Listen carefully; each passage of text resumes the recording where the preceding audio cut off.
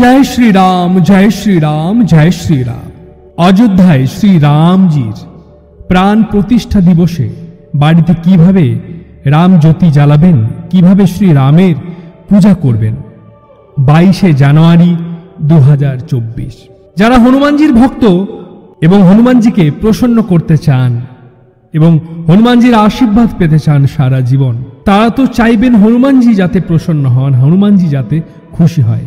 আর হনুমানজি খুশি হন শুধুমাত্র এই একটি নামে, এই নামটি হলো শ্রী রামের নাম।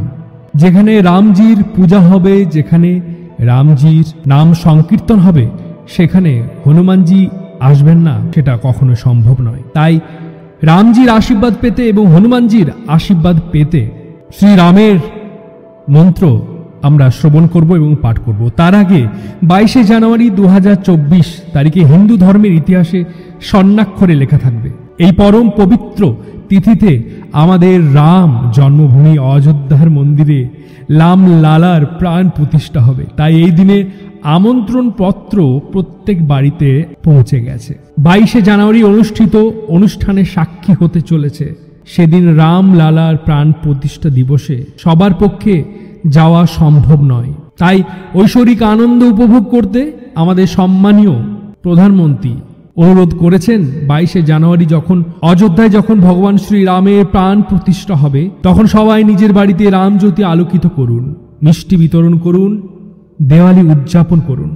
যেমন কালী পূজায় আমরা প্রত্যেক হিন্দু আমরা দীপাবলি উদযাপন করি, ঠিক তেমনই। তারপর কিভাবে শ্রী রামজির পূজা করবেন আমরা জেনে নেব। 22শে জানুয়ারি দুপুর 12:29:08 থেকে 12:30:32 অর্থাৎ মাত্র 84 সেকেন্ড সময়ের মধ্যে রাম লালার প্রাণ প্রতিষ্ঠা করা হবে। 22শে জানুয়ারি শ্রীরামজির কিভাবে পূজা করবেন? স্নান সেরে শুদ্ধ বস্ত্র পরে সন্ধ্যাবেলায় একটি জায়গা নিশ্চিত করুন। ছোট চৌকি থাকলে চৌকি পেতে নিন, তার উপর লাল কাপড় অর্থাৎ লাল শালু বিছিয়ে দিন। আপনার কাছে যদি হলুদ কাপড় থেকে থাকে তবে আপনি হলুদ কাপড় বিছিয়ে দিতে পারেন।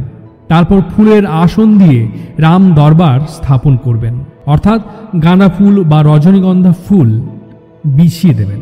তারপর শ্রীরাম, লক্ষ্মণ, সীতা ও হনুমানজি যেন থাকে, অর্থাৎ রাম দরবারের ছবি আপনি কিনে আনবেন, অথবা মূর্তি যদি বাড়িতে থেকে থাকে সেই মূর্তিটিকে ভালো করে মুছে নেবেন লাল শালু দিয়ে। তারপর সেই সিংহাসনে অর্থাৎ সেই ফুলের চাদরের মধ্যে আপনি রাম দরবারের ছবিটি রাখবেন। তার সাথে সাথে ঠিক ডান পাশে ভগবান গণেশ এবং লক্ষ্মী দেবী বসাবেন, অর্থাৎ কোনো ছবি বা মূর্তি থেকে থাকলে। মনে রাখবেন জীবনে দুবার দীপাবলি উদযাপনের সুযোগ পাচ্ছেন। 500 বছর অপেক্ষার পরে এই সময়টি আপনারা পেয়েছেন। তাই আপনার নিজেদেরকে খুব লাকি মনে করুন। অত্যন্ত আপনারা প্রত্যেকেই খুব ভাগ্যবান। তারপর আপনার কাছে কোনো পিতলের প্রদীপ থেকে থাকলে ভালো, যদি না থেকে থাকে তাহলে সেক্ষেত্রে আপনি বড় মাটির প্রদীপ নেবেন। তুলো দিয়ে সলতে বানিয়ে নেবার পর আপনি ঘি, খাঁটি দেশি ঘি অথবা তিলের তেল ব্যবহার করে প্রদীপ জ্বালাবেন এবং এতটা ঘি অথবা তেল রাখতে পারেন যেন সারা রাত সেই প্রদীপটি জ্বলে এবং যতক্ষণ আপনি জেগে থাকবেন, অর্থাৎ রাতে শুতে যাওয়ার বা ঘুমোতে যাওয়ার আগে পর্যন্ত প্রদীপটি আপনি দেখবেন। তারপর রাত্রে শুতে যাওয়ার আগে ভালো করে বেশি করে তেল দিয়ে দেবেন যাতে সারা রাত ওই প্রদীপটি জ্বলে। তারপর সেই প্রদীপটি একটি পাত্রের মধ্যে আপনার নিতে হবে এবং ফুল নিতে হবে এবং শ্রীরামের নাম জপ করে অখণ্ড জ্যোতি প্রতিষ্ঠা করবেন, অর্থাৎ প্রদীপটি রাখবেন শ্রীরামের ডান দিক করে। এইভাবে রাম জ্যোতি প্রস্তুত করবেন। তারপর ফুল দিয়ে সামান্য গঙ্গা জল ছিটিয়ে নেবেন আলতো করে। তারপর সেই দুটি ছবিতে, অর্থাৎ রাম দরবারের ছবিতে এবং গণেশ লক্ষ্মীর ছবি বা মূর্তিতে লাল রঙের চোলা বা ওড়না পরিয়ে দেবেন এবং আপনি আপনার পছন্দ মতো ভোগ নিবেদন করবেন শ্রীরাম, সীতাকে, বজরংবলীকে, শ্রী গণেশ, মা লক্ষ্মী প্রত্যেককে। এবং তার সাথে সাথে জল দেবেন। যেমন আমরা নিত্য ভোগ দিই তেমনি আমরা আমাদের পছন্দ মতো ভোগ দেব এবং